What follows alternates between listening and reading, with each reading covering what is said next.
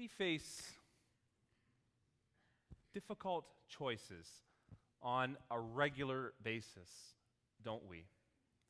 We come to points of decision where we wonder, what is the right thing to do? And I think these choices, as I tried to express with the children a few minutes ago, can become more difficult when there is no one watching, and the temptation to do something we know is wrong is even greater.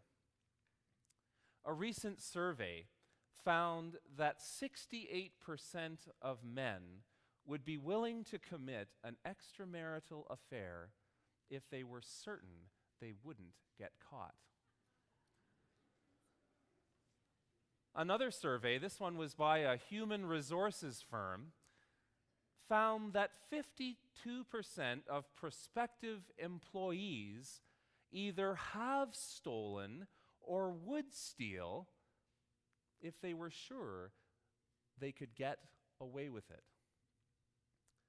I remembered statistics like these having been reported in the news over the last few months, and earlier this week I was doing an internet search to see if I could track down the origin of the statistics, and I came across a very interesting web page, and this is what it said. It was how to avoid getting caught doing things you know you shouldn't. The first step is to act naturally. Don't draw any attention to yourself. Look like you're doing exactly what you should be.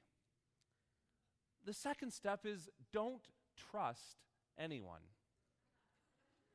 The third step is, if you must tell your secret to someone else, make sure you share the rewards of your crime. If you have shared your reward with someone else, they may be tempted to join you in the scheme. And on the flip side, they will be hesitant to report you if there's a chance that they too might be implicated. Step number 4, repeat the offense regularly. In other words, make it your new normal. Fifth and finally, never tell a direct lie. Always make sure that any accusations made against you become a he said, she said.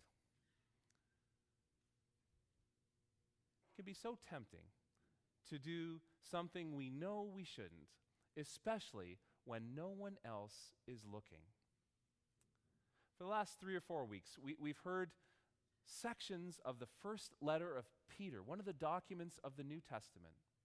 And in previous weeks, Peter laid a foundation of the good news of Jesus, and then what it means to be a community of Jesus followers. And then here in the passage that Joyce read for us a few minutes ago, Peter offered some encouragement to his audience. He said, do the good and godly thing in every situation, even when it's difficult, even when there's no one watching, and even when there is pressure from others to do something that is wrong. Why is it that he would offer this encouragement? Why this specific instruction to do the right thing in every circumstance? Well, one reason, he said, is that doing the wrong thing, falling prey to temptation, or acting on impulse wages war against the soul. In other words, doing things that are wrong is bad for us. You see, I think when people get into bad and destructive habits, it's not because they started out that way. Very few people start out with the intention to become wrongdoers. Rather, it always starts with one choice. In one instance, deciding to succumb to the temptation. And then little by little, it becomes a habit. And it becomes the norm of one's behavior. And once wrongdoing has become the norm of our behavior, we begin to rationalize that behavior, don't we?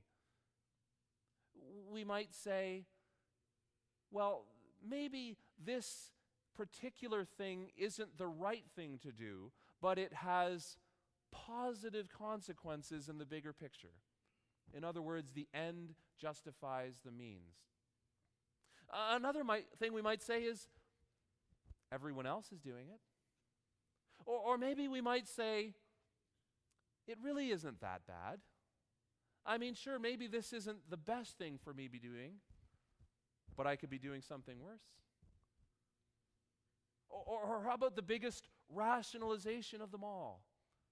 There is no such thing as a difference between right and wrong.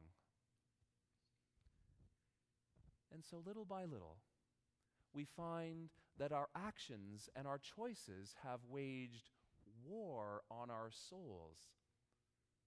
And whether we like it or not, we have become wrongdoers. I'm sure most, if not all of you, will remember a few years ago the shocking and news-breaking sex scandal of golf star Tiger Woods. Even if you're not a golf fan, I'm sure you remember a few years ago the trouble that Tiger Woods had gotten himself into when it was revealed that he had been having numerous extramarital affairs.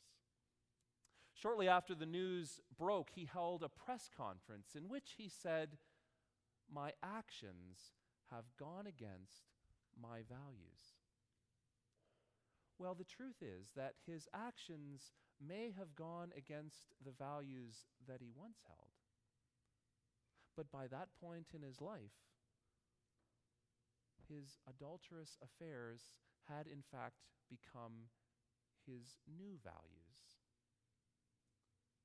Nobody sets out to be an adulterer. It starts out with one choice, and then another, and then another, until one has developed a bad and destructive habit that becomes their new norm. Every few years, there will be a news story that someone somewhere has stolen a significant amount of money from a local church, such as this one. And I always take note of these stories, and almost without fail, the theft has begun with one instance of someone with signing authority at a church who was in financial trouble and who at first decided just to borrow a little bit that they intended to pay back. And then when they realize that no one has noticed and that they still don't have the means to pay it back and that they still have a little bit more need, they take some more. And then they do it again and again. And even though they didn't set out to do such a thing, they had become a thief. At different points in our lives, you and I face temptations. It could be at work. It could be at school. It could be on our taxes. We are tempted to do something we know we shouldn't. But we don't have to give in to that temptation. With a little bit of discipline and courage, and yes, also with the grace of God, we can maintain our spiritual health through good choices. Now, of course, sometimes we have made bad choices, and we can always be forgiven. But it is so much easier to preserve our spiritual health than to recover it once our bad habits have become destructive behaviors. Another reason why the Apostle Peter encouraged his initial audience to do good and godly things is that others would see their good works and be moved to give glory to God. I think it's true to say that doing the right thing does not always result in the praise of others. Very often there is tremendous peer pressure to do something that deep down we know is wrong. There can be tremendous pressure on all of us in different times and places to go along with the crowd. And yet here there is encouragement to do the right thing, even if it is different. For Peter says, others will begin to notice that your actions are different. At first, they will be surprised that you are doing something that others are not doing. They may be surprised that your actions seem to go against your self-interest. And yet, as they look more closely at what you do, they will begin to see that it is God at work in your life, leading you to do good, positive, self-giving, and loving things. And like you, they too may be moved to give glory to God. I heard from someone a couple of years ago an interesting and a wonderful story about a man named Marshall. Marshall lived in Atlanta, Georgia. He was homeless and he was addicted to drugs. And in order to support his addiction and to make ends meet, Marshall turned to petty crimes such as theft. Well, when he had really hit rock bottom, Marshall turned to the outreach ministry of a downtown church in that city.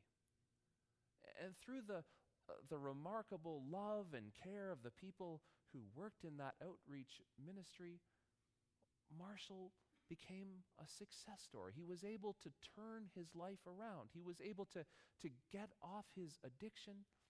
He was able to find a place to live, to start walking on the straight and narrow. And if you believe it or not, Marshall even began working in that outreach ministry, reaching out to others who had come from similar circumstances. Marshall even became a Christian and joined that congregation as a member. And his life became an amazing testimony to the power and the grace of God at work in our lives. A few months after all of this had happened, news came that Marshall was now in prison in a different part of the state of Georgia. Everyone was so sad and terrified of what they might hear. They were certain that he had relapsed into his former way of life and that he had done something seriously wrong. So one of the members of that church drove out to the prison and went to visit Marshall. He said, "Marshall, what happened?" And Marshall said, everything was going so well for me. I loved my new life and the way I had really turned things around. But you know what? I had this old warrant out for my arrest here in this county. And nobody knew about it, and I don't think it would have ever caught up with me. But I knew about it. And I felt that if I was really to leave my past behind and to go on living the kind of life that I want to have both now and in the future, I had to own up to what I had done. So I came and I turned myself in. And Marshall said he'd been sentenced to a year in prison, but with good behavior, he would be out in 6 months. And his friend from the church asked, well, how are you doing? And he said, by the grace of God, I'm doing okay. You know, I've got some of my fellow prisoners together.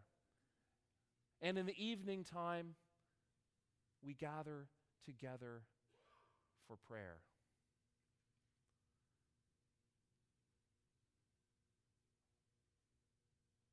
By doing the right thing, even when no one is watching, even when it is a difficult thing to do and goes against our self-interest, it can be a tremendous witness to others of the grace of God at work in our world and in our lives, and can lead others to give glory to God, our Maker. Yet another reason why the Apostle Peter encouraged his audience to do the right thing, even when it was difficult, and even when it seemed like no one else was watching, and even when there was pressure from others to do something wrong. Because good deeds and godly deeds will silence the critics and eventually lead them to positive changes in their lives as well.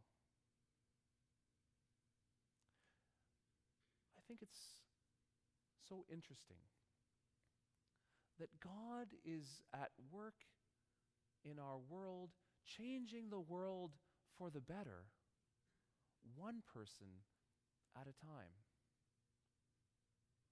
God has not created a world, nor come into a world where people are forced to do things in a certain way. Rather, God chooses through the actions of good and godly people to influence others for the better. So that even when it goes against temptation and instinct, doing good and right things becomes better and more attractive to others. There's a member of this congregation who has been in hospital, I would say, for the last 5 or maybe even 6 months. She is mentally alert and well in almost every respect, except that she just doesn't even have the strength or the energy to carry on her normal daily life. And so for the last several months, she has been leading in her hospital room what most of us would consider a maddeningly frustrating and boring existence. And yet to go into her room is to be amazed at the incredible grace and love of this person. You know, where many of us would be depressed or angry or irritable or rude, downright unpleasant to be around, she is the very picture of grace. And on more than one occasion, I have asked her, how is it that you are managing to be this way? And she says, patience. Patience that comes from her tremendous faith in God. And no one who goes in to spend even a minute with her can fail to be influenced for the better by the amazing way that she is carrying out her life in the most difficult of circumstances. And you know what? The last time I was coming out of a room, one of the nurses commented to me that she is having an influence on all of the staff who work in that part of the hospital. And I dare say, with her tremendous grace and her demonstration of godly and faithful patience, she is influencing those men and women for the better. Friends, God is at work in our world. But God is not at work in ways that encourage us to impose a will on others. God is at work through you and through me. See, God is calling us to a good, a godly, and a faithful life. And through our good and loving deeds, to influence others for the better. The great Albert Schweitzer once said, "When it comes to influencing others, example is not the main thing, it is the only thing." The Apostle Peter concluded the section of the letter that we heard by encouraging his listeners, do not use your freedom as an excuse to do wrong. Use your freedom as a reason to do good. Now, part of what he's talking about with freedom is a freedom from the Jewish law of his own religious heritage, which governed very closely the everyday details of one's life. But he was saying, don't use your freedom from these rules and regulations and as an excuse just to do whatever you want and even to do wrong to others. Use your freedom as an opportunity to be a true and a faithful servant of God. What a good reminder this is for all of us. You see, I think we often think of freedom as freedom from constraint. And it is this.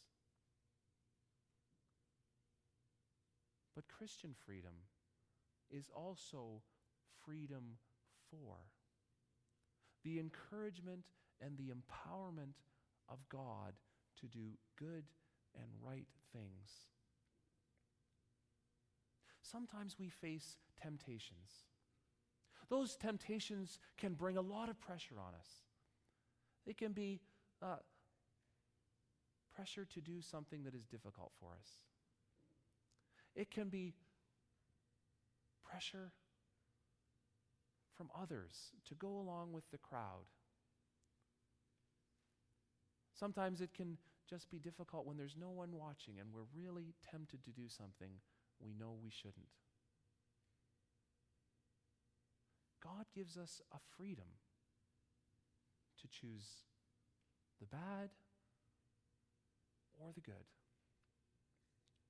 May we use our freedom as an opportunity to be good and faithful servants of God. That something we might call salvation is experienced by ourselves and eventually for others, both now and forever. Amen.